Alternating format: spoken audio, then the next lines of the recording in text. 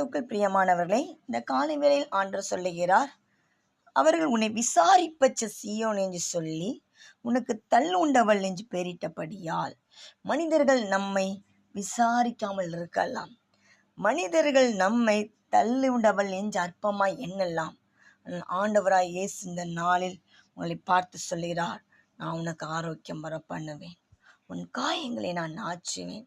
மனிதர்கள் உன்னுடைய இருதயத்தில் கொடுத்த காயங்களை அந்த நாளில் ஆற்றுகிற தேவனாய் இருக்கிறார்.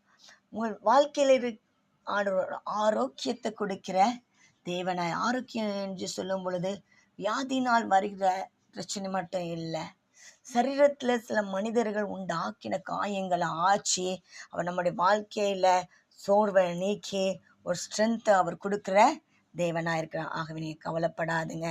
மனுஷங்க என்னை விசாரிக்கலையே, இந்த தள்ளுப்பட்டவளாக காணப்படுகிறேன்,